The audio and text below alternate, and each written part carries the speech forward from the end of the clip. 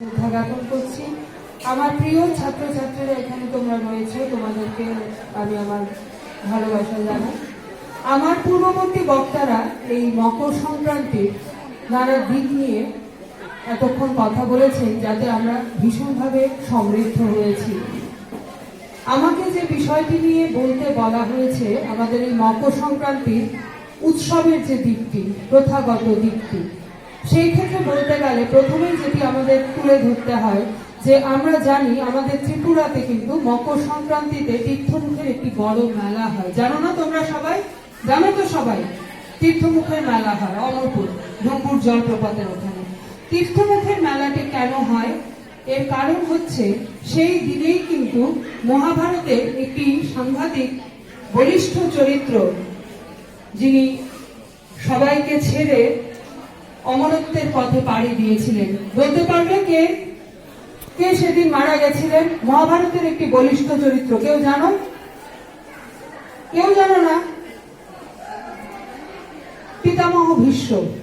তিনি ভগবানের কাছ থেকে ইচ্ছা মৃত্যুর বর পেয়েছিলেন এবং পিতামহ ভীষ্ম সেদিন ইচ্ছা মৃত্যু চেয়েছিলেন এবং সেদিনই তিনি সবাইকে ছেড়ে অমরত্বের পথে পাড়ি দিয়েছিলেন। অতএব ওই দিনটিকে আমাদের হিন্দু ধর্মে ভীষণই পবিত্র দিন হিসেবে মান্য করা হয়, মান্যতা দেওয়া হয়েছে। সেই জন্য ওই দিনটিতে আমাদের পূর্বপুরুষদের প্রতিও অনেকেই বিভিন্ন তিল জল ইত্যাদি উৎসর্গ করে থাকেন। এই হচ্ছে ধর্মের দিকটি। এছাড়াও পুরাণ কাল থেকেই বলা হয় যে ভারতবর্ষ হচ্ছে কৃষি প্রধান দেশ। প্রতিটি বর্ষাকালে কৃষক ভাইয়েরা কষ্ট করে বীজ বপন করেন এবং সেই বীজ ক্রমশ ধান গাছে পরিণত হয়, ধান হয় তাতে। এবং এই মকর সংক্রান্তির আগেই যাদের বাড়িতে এখনো ধানের প্রচলন রয়েছে, তোমরা হয়তো লক্ষ্য করেছো যে এই সময়টাতেই বাড়িতে নতুন ধান তোলা হয়, অর্থাৎ নতুন ফসল ওঠে।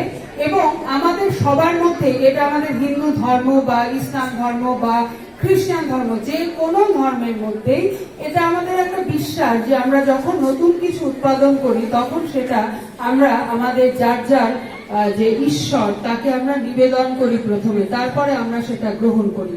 আমাদের এই মকর সংক্রান্তির মূল উদ্দেশ্য হচ্ছে এই যে